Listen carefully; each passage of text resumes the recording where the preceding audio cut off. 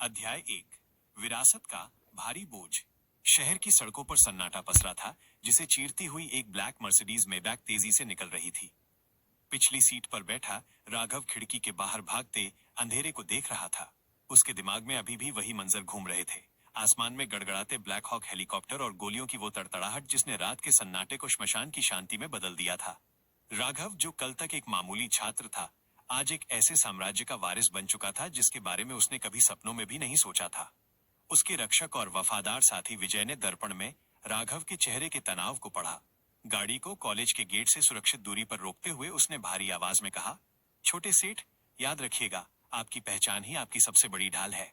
दुनिया को यही लगना चाहिए कि आप वही पुराने राघव हैं। राघव ने एक फीकी मुस्कान दी और अपने फटे हुए जूतों के साथ गाड़ी से उतर गया। जब वो क्लास में पहुंचा तो उसके दोस्तों ने उसे घेर लिया। कहाँ था बे? पूरी रात गायब।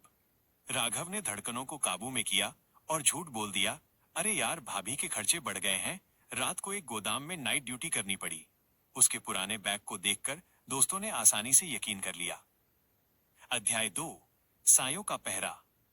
राघव हॉस्टल के अपने पुराने बिस्तर पर लेटा था, जहां पंखा कराहते हुए चल रहा था।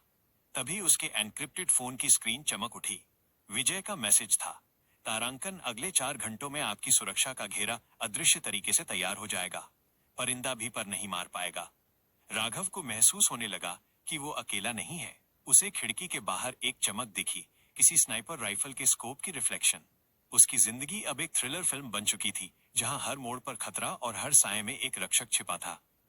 अगले दिन कॉलेज में क्लास के सबसे अमीर और बिगड़ैल लड़के आर्यन ने राघव का रास्ता रोका। ओह, तो वॉचमैन साहब आ गए। कितने मिले? 200 या 500? पूरी क्लास हंसने लगी। लेकिन आज राघव की आंखों में एक ठंडी आग थी। वो आर्यन के करीब गया और धीमी आवाज में कहा, आर्यन, जिस दिन तुम्हारी औकात मेरी बराबरी की होगी, उस दिन मजाक करना। फिलहाल अपनी गाड़ी की चाबी संभाल कर रखो, कहीं ऐसा न हो कि उसे चलाने लायक तुम न बचो। अध्याय 3। फरेब का मुखौटा। क्लास के बाद राघव का सामना तनीषा से हुआ। वो तनीषा जिससे राघव प्यार करता था। तनीषा ने बड़ी मासूमियत से झूठ बोला कि वो बीमार थी, लेकिन राघव ने उसकी कलाई पर वो नई और बेहद महंगी घड़ी देख ली थी। वो समझ गया कि तनीषा उसे सिर्फ एक बैकअप समझती है। कैफेटेरिया में तनीषा ने जानबूझकर 4,500 रुपए का भारी भरकम बिल बनवा दिया। जब राघव ने कहा कि उसके पास सिर्फ 2,200 रुपए हैं, तो तनीषा का असली चेहरा सामने आ गया। उसने सबके सामने चिल्लाकर कहा, तुम हमेशा फटीचर ही रहोगे, तुम्हारे जैसे आदमी का कुछ नहीं हो सकता। तनीषा के जाते ही वेटर ने भी ताना मारा, जेब में पैसे नहीं तो यहाँ आते क्यों हो? राघव के भीतर का शेर जाग उठा। उसने शांत भाव से कार्ड मशीन मांगी और बिल के 4,500 रुपए की जगह 10,000 रुपए स्वाइप कर दिए। वेटर हक्का बक्का रह गया। राघव ने उसे घूरते हुए कहा, बाकी टिप रख ले और आइंदा किसी गरीब दिखने वाले की बेइज्जती मत करना। जैसे ही वो बाहर निकला, उसके फोन पर मैसेज आया, उसके लॉयर ने अकाउंट में 200 करोड़ रुपए और भेज दिए थे। निर्देश साफ था, इस पैसे को निवेश करके डबल करना है, तभी वो अगले पड़ाव के लिए योग्य माना जाएगा। अध्याय 4। ग्रीन हेवन और असली औकात। राघव का मन अशांत था। वो दिल्ली की यमुना नदी के किनारे जा बैठा। वहां उसे अरविंद नाम का एक परेशान लड़का मिला, जो एक रियल एस्टेट एजेंट था। अरविंद रो रहा था क्योंकि उसके मकान नहीं बिक रहे थे और उसके घर में खाने के लाले थे। राघव ने उसकी सादगी और मेहनत देख उसे एक मौका देने का फैसला किया और कहा, चलो, मुझे तुम्हारी ग्रीन हेवन सोसाइटी देखनी है। जब राघव फटेहाल कपड़ों में सोसाइटी पहुंचा तो वहां का मैनेजर विजेंद्र भड़क गया। उसने अरविंद को डांटा, ये किस भिखारी को उठा लाया? यहाँ 25 करोड़ का विला है, इसकी औकात नहीं है। वहां खड़ी एक घमंडी महिला ने भी राघव का मजाक उड़ाया। राघव ने जिद की कि उसे सबसे महंगा ब्लू डायमंड विला देखना है। मैनेजर ने चुनौती दी, अगर तूने विला नहीं खरीदा तो तुझे यहाँ नाक रगड़नी होगी। राघव ने भी शर्त मान ली, और अगर मैंने खरीद लिया तो नाक तुझे रगड़नी होगी। जैसे ही वे विला के भीतर पहुंचे, मैनेजर ने राघव को बदतमीजी से घसीटकर बाहर निकालने की कोशिश की। तभी राघव ने सीधे विजय को फोन लगाया। अध्याय 5। सत्ता का तख्ता पलट। 10 मिनट के भीतर आसमान में हेलीकॉप्टर की गड़गड़ाहट गूंज उठी। शहर का सबसे खूंखार और ताकतवर आदमी विजय वहां उतरा। उसे देखते ही सोसाइटी के ओनर अभिमन्यु के पसीने छूट गए। विजय सीधे राघव के पास गया और झुककर उसे सम्मान दिया। ये देखकर पूरी सोसाइटी में सन्नाटा पसर गया। विजय ने गरज कर कहा, साले अभिमन्यु, तू जिस कंपनी के दम पर कूद रहा है उसके असली मालिक यही हैं। तू और तेरी पुश्तें इन्हीं की बदौलत जिंदा है। राघव ने शांत भाव से आदेश दिया, विजय, इस बदतमीज ओनर के सारे शेयर्स कैंसिल करो। आज से ये ओनर अरविंद की जगह काम करेगा और अरविंद इस पूरी सोसाइटी का नया चेयरमैन होगा। अरविंद की आंखों में आंसू थे, उसकी दुनिया एक पल में बदल गई थी। वहीं वो घमंडी मैनेजर और ओनर राघव के पैरों में गिरकर माफी मांगने लगे। राघव ने उनकी एक न सुनी। उसने 100 करोड़ रुपए का भुगतान कर उस पूरी सोसाइटी को अपनी निजी संपत्ति बना लिया। अध्याय 6, नया आगाज। विजय ने राघव को हॉस्टल छोड़ने की पेशकश की, लेकिन राघव ने मना कर दिया। उसने कहा, अभी मेरी पहचान गुप्त रहने दो। मुझे अभी बहुत कुछ सीखना है और उन कातिलों तक पहुंचना है जिन्होंने मेरे पिता का मर्डर किया था। राघव वापस अपने पुराने हॉस्टल के कमरे में चला गया। हाथ में वही पुरानी नोटबुक थी, लेकिन अकाउंट में अब अरबों का बैलेंस और दिल में इंतकाम की आग थी। उसे पता था कि अगला पड़ाव इससे भी ज्यादा खतरनाक होने वाला है। सायों का सुराग और गहरी साजिश। हॉस्टल का वो कमरा जो कभी राघव की गरीबी का गवाह था, अब उसकी वॉर रूम बन चुका था। मेज पर रखी पुरानी नोटबुक में राघव ने उन तमाम कड़ियों को जोड़ना शुरू किया जो उसके पिता की मौत से जुड़ी थी। तभी विजय का एक और गुप्त संदेश आया, तारांकन छोटे सेठ, आपके पिता के पुराने वफादार खबरी ने कुछ संकेत दिए हैं। आज रात 2 बजे पुरानी दिल्ली के एक वीरान कारखाने में मिलना है। खतरा बड़ा है, क्या मैं साथ चलूं? राघव ने जवाब दिया, तारांकन नहीं विजय, मैं अकेला जाऊंगा। मुझे अपनी क्षमता को परखना है। उस रात राघव अपनी पुरानी साइकिल पर निकला, लेकिन उसकी जेब में एक अत्याधुनिक ग्लोब पिस्टल और कान में एक अदृश्य कम्युनिकेशन डिवाइस था। जब वो उस कारखाने में पहुंचा तो वहां एक अधेड़ उम्र का आदमी अंधेरे में सिगरेट पी रहा था। तुम बिल्कुल अपने पिता रुद्र प्रताप सिंह जैसे दिखते हो, उस आदमी ने कहा। उसकी आवाज में डर और सम्मान का मिला जुला भाव था। उसने एक पुरानी काली डायरी राघव की तरफ बढ़ाई और फुसफुसाया, उस रात हेलीकॉप्टर से हमला करने वाले कोई बाहरी नहीं थे। वे सिंडिकेट 7 के लोग थे, जिसका नेतृत्व कोई ऐसा कर रहा है जिसे आपके पिता अपना सबसे करीबी मानते थे। तभी अचानक एक रेड डॉट राघव के माथे पर चमका, एक स्नाइपर। अध्याय 8, मौत का जाल और पहली जंग। नीचे झुक जाओ, राघव चिल्लाया, और उसने फुर्ती से रोल करते हुए एक पुराने लोहे के ड्रम के पीछे पनाह ली। एक गोली ठीक उसी जगह लगी जहां राघव एक पल पहले खड़ा था। कारखाने के चारों ओर से हथियारों से लैस नकाबपोश हमलावर निकलने लगे। ये कोई मामूली गुंडे नहीं थे, बल्कि प्रोफेशनल हिटमैन थे। राघव का दिल तेजी से धड़क रहा था, लेकिन विजय की दी हुई ट्रेनिंग अब उसके काम आ रही थी। उसने अपनी पिस्टल निकाली और सटीक निशाना साधते हुए 2 हमलावरों को ढेर कर दिया। तभी उसकी नजर उस खबरी पर पड़ी जिसे गोलियों ने छलनी कर दिया था। मरते मरते उसने राघव के कान में एक नाम लिया, ठाकुर विक्रम। राघव की आंखें फैल गईं। ठाकुर विक्रम उसके पिता का बिजनेस पार्टनर और उसका अपना सगा चाचा था।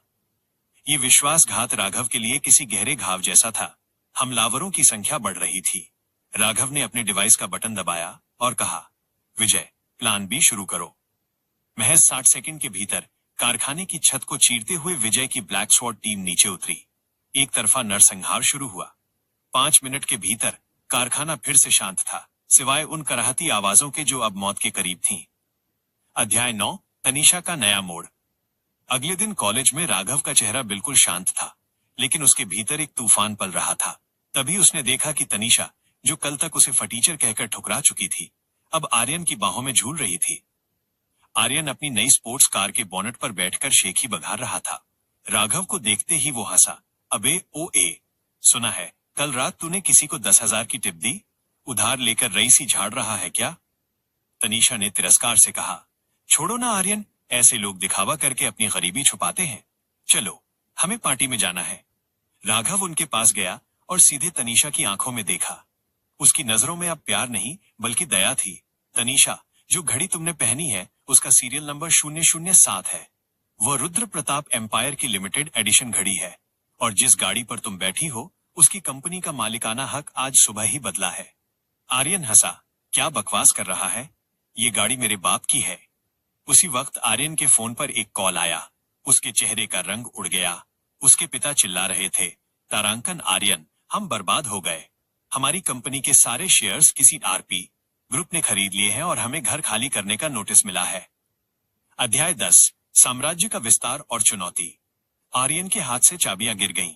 राघव ने वे चाबियां उठाईं और तनीषा की तरफ देखते हुए कहा, मैंने कहा था ना तनीषा, इंसान को पहचानने में तुम अक्सर गलती कर देती हो। ये गाड़ी अब मेरी है और ये कॉलेज भी। तनीषा के पैरों तले जमीन खिसक गई। वह राघव के हाथ पकड़ने के लिए आगे बढ़ी। राघव, मेरा वो मतलब नहीं था। मैं तो बस आर्यन को परख रही थी। राघव ने अपना हाथ झटक दिया। देर हो चुकी है। तभी विजय अपनी काली कारों के काफिले के साथ वहां पहुंचा। उसने झुककर राघव के लिए दरवाजा खोला।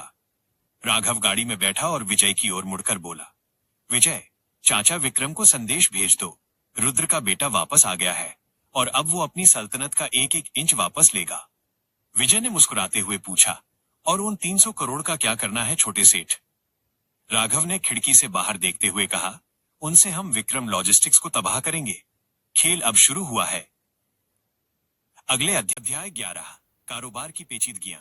अभी राघव अपने चाचा के विश्वासघात के सदमे से उबर ही रहा था कि उसके पास एक अप्रत्याशित फोन आया।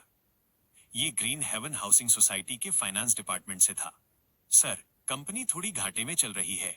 आपसे एक बार ऑफिस में आकर चीजें चेक करने का अनुरोध है रहा था। राघव के लिए यह क्षेत्र बिल्कुल नया था। वो एक छात्र था, कारोबार का महारथी नहीं। लेकिन 300 करोड़ को डबल करने की चुनौती उसके सामने एक पहाड़ की तरह खड़ी थी। राघव जब ऑफिस पहुंचा तो अरविंद पहले से मौजूद था। राघव ने अरविंद को पूरी बात बताई और अपनी अनभिज्ञता स्वीकार की। अध्याय 12, अरविंद का विजन। अरविंद ने राघव की बातों को ध्यान से सुना। वो एक जमीनी स्तर का खिलाड़ी था और जानता था कि कारोबार में सफलता के लिए क्या चाहिए। सर, अरविंद ने कहा, हमारी सोसाइटी घाटे में इसलिए चल रही है क्योंकि हमने सही जगह निवेश नहीं किया। दिल्ली के रियल एस्टेट मार्केट का रुख बदल रहा है। हमें नए प्रोजेक्ट्स, खासकर इको फ्रेंडली और लग्जरी विलास पर ध्यान देना चाहिए। अरविंद ने विस्तार से फाइनेंस प्लान समझाया, जिसमें राघव को कारोबार की पेचीदगियां पहली बार समझ आईं। अध्याय 13:200 करोड़ का चमत्कार। राघव ने अरविंद पर भरोसा किया और उसे सोसाइटी के पुनरुद्धार की पूरी जिम्मेदारी दे दी। ये एक जुआ था, लेकिन राघव के पास अब खोने के लिए कुछ नहीं था। कुछ ही दिनों बाद अरविंद ने एक अभिनव प्रस्ताव रखा, दिल्ली के बाहरी किनारे पर एक अल्ट्रा लग्जरी विला कॉम्प्लेक्स बनाने का। और फिर वही चमत्कार हुआ। आरपी ग्रुप के निवेश से बूस्टेड अरविंद की रणनीति कारगर साबित हुई। सोसाइटी के पुराने प्रोजेक्ट्स तेजी से बिकने लगे और नए प्रोजेक्ट्स लॉन्च हुए। राघव के फोन पर एक और मैसेज आया, 200 करोड़ का प्रॉफिट। उसने कारोबार में न केवल निवेश से पैसा कमाया, बल्कि अपने पिता की विरासत को आगे भी बढ़ाया। अब राघव एक बार फिर तैयार था। इस बार उसके पास कारोबार की ताकत और दौलत भी थी, जिससे वो अपने चाचा विक्रम और सिंडिकेट 7 के साम्राज्य को जड़ से हिला सकता था। अध्याय 14, विस्तार और नई चुनौतियां। 200 करोड़ का प्रॉफिट कमाने के बाद राघव के दिमाग में एक नया विचार आया। वो केवल दिल्ली तक सीमित नहीं रहना चाहता था। उसने मुंबई के समुद्री किनारे पर स्थित विशाल खाली पड़ी जमीनों पर नजर डाली। ये एक शानदार मौका है अरविंद, राघव ने कहा। जू के पास की ये जमीन पहले से ही टूरिस्ट स्पॉट है। अगर हम यहाँ एक लग्जरी रिजॉर्ट कम बिजनेस कॉम्प्लेक्स बनाते हैं तो ये हमारे साम्राज्य का विस्तार करेगा। 200 करोड़ का निवेश तुरंत कर दिया गया। अध्याय 15, परेशानी की आहट। साउंड इफेक्ट, दूर से आती गाड़ियों का शोर और हल्की गड़गड़ाहट। लेकिन जैसे ही आरपी ग्रुप ने वहां निर्माण कार्य शुरू किया, समस्याएं पैदा होने लगी। इलाके के स्थानीय गुंडे, जो वहां पर अपना प्रभुत्व जमाए बैठे थे, राघव को परेशान करने लगे। साउंड इफेक्ट, तेज हॉर्न और बहस की आवाजें। एक दिन राघव जब साइट का निरीक्षण कर रहा था, तभी एक गिरोह के सरगना ने उसके रास्ते को रोक लिया। वे राघव के साधारण पहनावे को देखकर उसे एक मामूली निवेशक समझ रहे थे और उससे हफ्ता वसूली की मांग करने लगे। ये इलाका हमारा है बाबू, यहाँ काम करना है तो पहले हमसे बात कर, सरगना ने धमकाया। उन्हें क्या पता था कि जिस मामूली छात्र से वे उलझ रहे हैं, वो आरपी ग्रुप का इकलौता वारिस है, जिसके पास दौलत और ताकत दोनों की कोई कमी नहीं है। ये टकराव अब एक नए अध्याय की शुरुआत करने जा रहा था।